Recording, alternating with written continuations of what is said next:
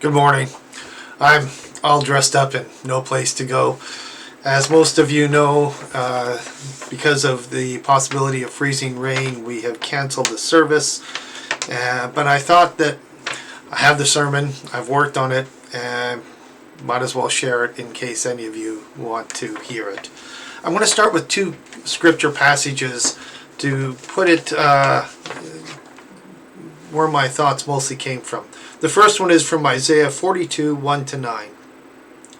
Here is my servant, who I am... let me start again. Here is my servant whom I uphold, my chosen, in whom my soul delights. I have put my spirit upon him. He will bring forth justice to the nations. He will not cry out or lift up his voice or make it heard in the street. A bruised reed he will not break, a dimly burning wick he will not quench. He will faithfully bring forth justice. He will not grow faint or be crushed until he has established justice in the earth, and the coastlands wait for his teaching. Thus says God, the Lord, who created the heavens and stretched them out, who spread out the earth and what comes from it, who gives breath to the people upon it, and spirit to those who walk in it. I am the Lord. I have called you in righteousness. I have taken you by the hand and kept you. I have given you as a covenant to the people, a light to the nations, to open the eyes that are blind, to bring out the prisoners from the dungeon, from the prison of those who sit in darkness. I am the Lord. That is my name, my glory I give to no other, nor my praise to idols. See, the former things have come to pass, and new things I now declare. Before they spring forth, I tell you of them. And the other reading is from Matthew 3, 13-17. Then Jesus came from Galilee to John at the Jordan to be baptized by him. And John would have prevented him, saying, I need to be baptized by you, and do you come to me? But Jesus answered him, Let it be so now, for it is proper for us in this way to fulfill all righteousness. Then John consented. And when Jesus had been baptized, just as he came up from the water, suddenly the heavens were opened to him, and he saw God's Spirit descending like a dove and alighting on him. And a voice from the heavens said, This is my Son, the Beloved, with whom I am well pleased.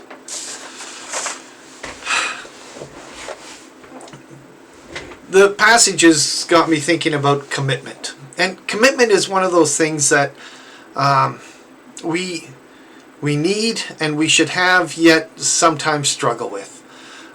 Commitment is not an easy thing. Most of us like to keep our options completely open. We don't want to be hemmed in one way or the other. But there are things that are worth committing to. I remember when I first was going to university, the very idea of paying my tuition meant that I was committed to that semester. And so in that way, once I paid that money, it was like, okay, this is what I have to do. And I committed myself to the semester. But we also commit ourselves to other things. And especially in the new year, when all the New Year resolutions are happening, people commit themselves to healthier eating. Because today is technically a storm day, I am going to go out and buy storm chips, which would break that commitment right away. We commit to exercise. We commit to all these things for our body. But we often, even as we make the commitment, we struggle with it. Just for fun, I was looking at the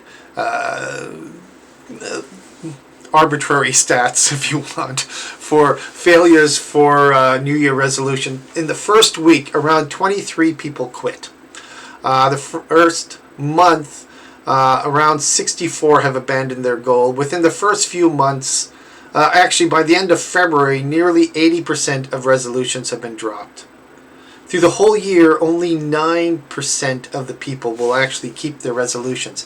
And if you think of 80, that means 11% kind of quit throughout from February to December. But what that means is if you can make it past the first 2 months, your odds go way up. But commitment is hard.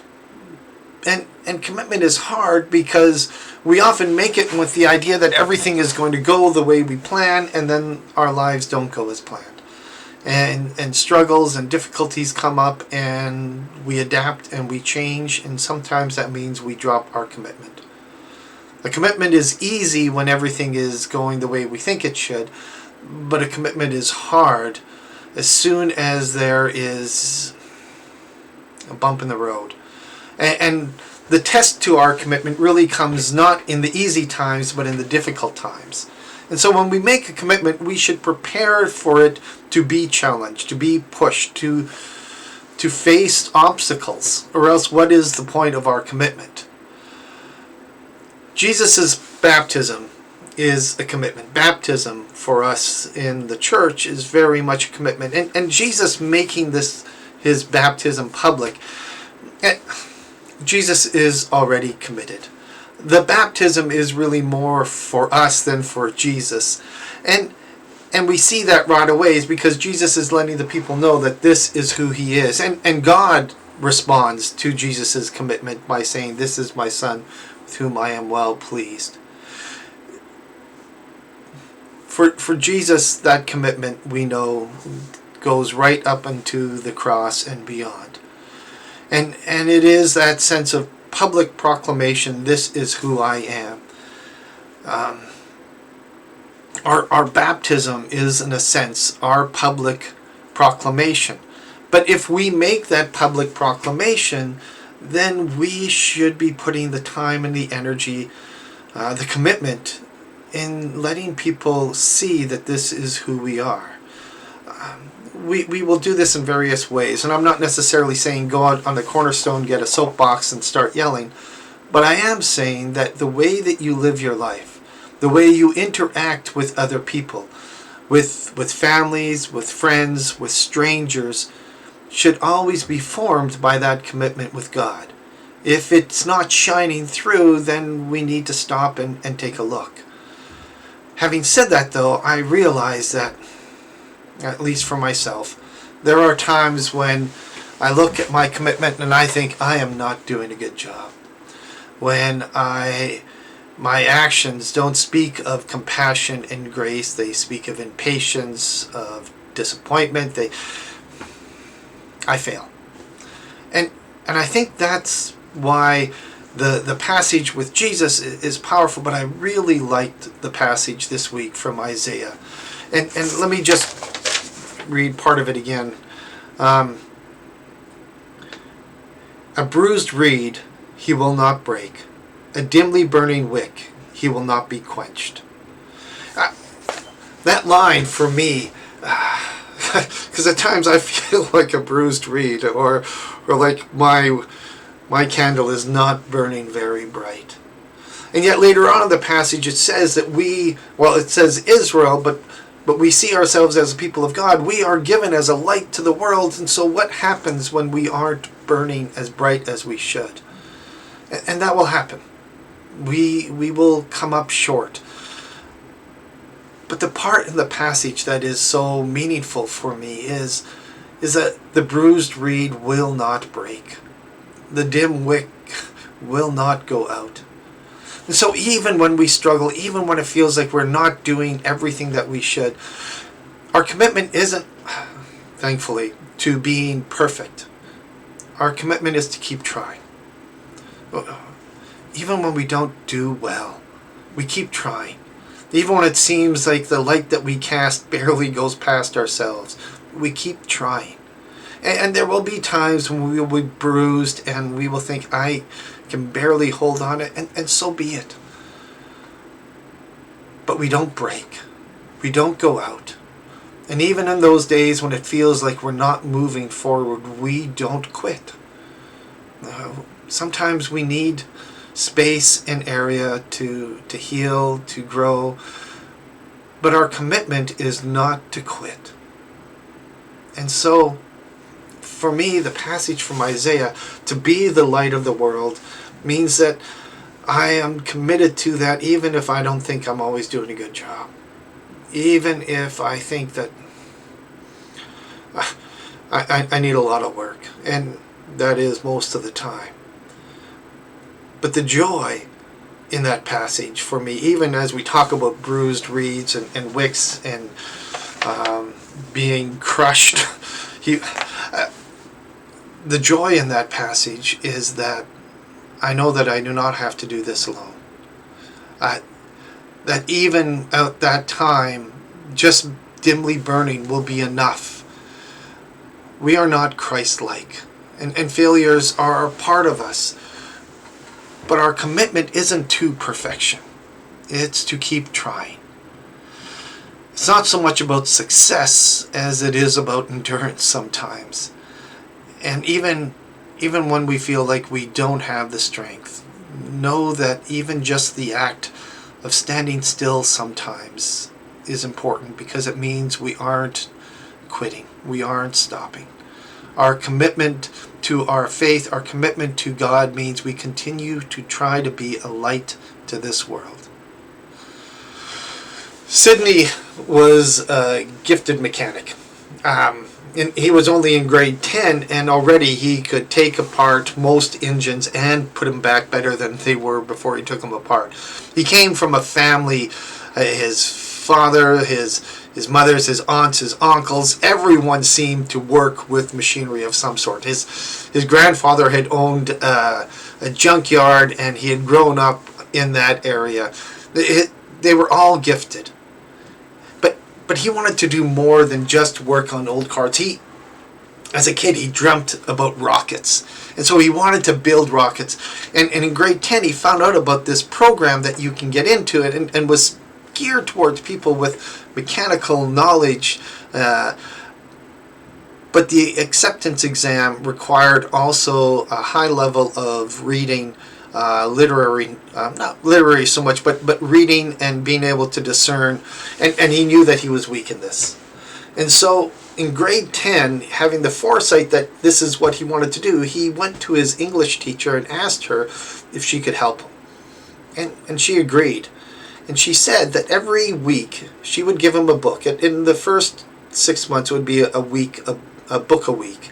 And they wouldn't be very long or difficult. And at the end of the week, he'd have to write a paragraph or two, and then they would go over it. And so he agreed to this. He was committed to his goal, and he started to do this. Now, the first 2 or 3 books were really easy, and he was kind of feeling good about himself. But then she started to make the books more difficult. And at one point, he thought, you know what? I don't really think she's reading much of this. So he read the first chapter, read the last chapter, and did a little quick report. And then when he sat down with her at the end of the week, she read the report, she looked at him, she smiled, and she right away asked him a question about the middle of the book. And he was like, And she didn't get mad. She didn't tell him, that's it, she was done with him. She just smiled and said, to let him know that when he read the book, she was reading the book also. And so it wasn't just his commitment to doing this. She was committing to walk alongside him in this. Every book he read, and even if she had read it 100 times before, she would read it again in that time period, so that she was able to challenge him and to see what he had learned, and to have true dialogue with him. And that changed everything for him. It meant that when he was reading now, he was reading with the knowledge that she was also doing this with him. Soon she had to do a book for every 2 weeks, because the book started to get longer and more difficult. And even when he had all these other things going on, he started to find that he actually enjoyed taking the time to read the books. And by the grade 12, the first half of the year, he was getting full-fledged, large, difficult texts that the high level of the English class wasn't even touching. And he was going through them and writing 2-3 page reports for her. That this wasn't for credit. This was now just something that he did. And so when it came time for his exam to get into the program, he flew through the mechanical part. But he also did the reading and writing part and felt good about it, but wouldn't get the results back for a month.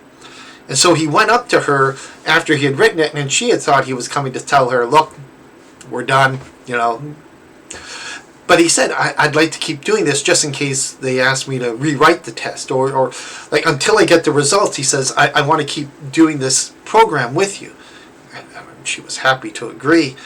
And so she did, and then he got back the reports, and he had done really well in the reading and writing, as well as in the mechanical part, and had got accepted into the program. And his family was excited, he was excited, and his English teacher was excited. But he asked her if he could continue to do the book study with her.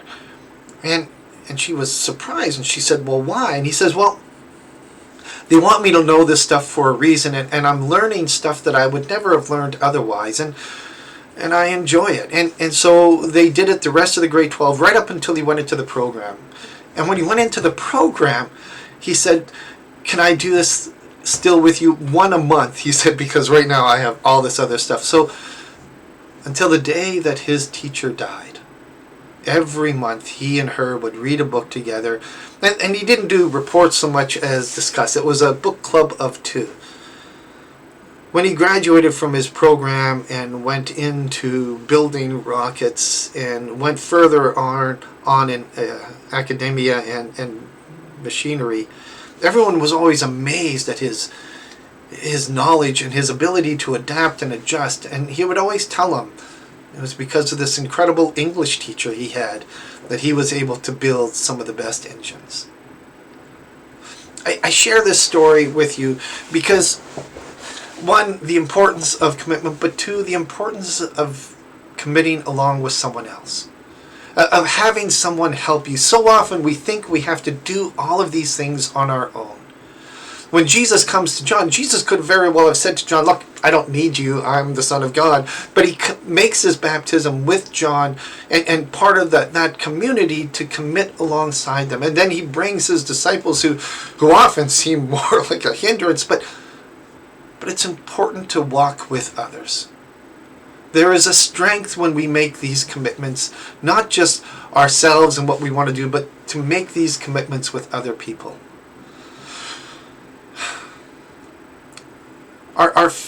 We will make resolutions for our bodies, for healthy eating, and that's good, and I need to do them after I eat this bag of storm chips this day. But it's also important to make commitments towards our faith. When I was really young, one of these traveling door-to-door salesmen who were still around at that time came and for $250, which was an incredible amount at that time. There was a 10-volume children's Bible stories. I saw it recently at a place we were staying, the same 10 volumes. And I remember that my dad said it would be worth it if me and my youngest sister read them all. And I had an incredible sense of guilt and obligation, so I read all 10 volumes because I felt like I had a financial obligation, commitment to my parents to do it. And in the same way, I had a commitment to pray every night, to read scripture every night. And in the beginning, it was more based on that sense of guilt and responsibility. I have found that commitment now has changed. It doesn't come so much from the sense of, oh no, I'm going to fail God or I'm going to disappoint God, as much as it comes from the sense of how much richer it makes my life. To spend that time in prayer every day, to spend that time with Scripture and to work with it. It's not, there are times when I have forgotten, when I've woken up in the morning but it's no longer that feeling of, oh no, now God's disappointed. It's more the sense of a missed opportunity. I invite you to find some way to commit with God for our spiritual growth. 2026 is right in front of us, and the beauty of every year is to think about how I can become a better person than I am now. Not out of some sense of guilt or shame, but just out of the opportunity that we have a whole year to grow in. And that in 2026, when I can look back, I can say, yeah, I've done this better, I've done that better, and my spiritual life has grown stronger. So I invite you to find something to think about that you will commit to. And then the aspect that kind of comes back to the whole church and the baptism is, I invite you to find some way to share that commitment with someone, even if you're just letting them know about it. If you're doing it alongside, that's probably even better, but to find some way to share it. Because it is as a shared community of faith that we have this incredible resource in each other. this gift that we have when we share not only our lives but our faith with one another. It makes us stronger. So as you look forward to 2026, I invite you to find something to commit to in your spiritual growth, but also find people to commit to with it so that you can grow alongside them. Thank you. I hope you have a blessed and safe Sunday, and the idea is to actually be able to see you in person next week. God bless.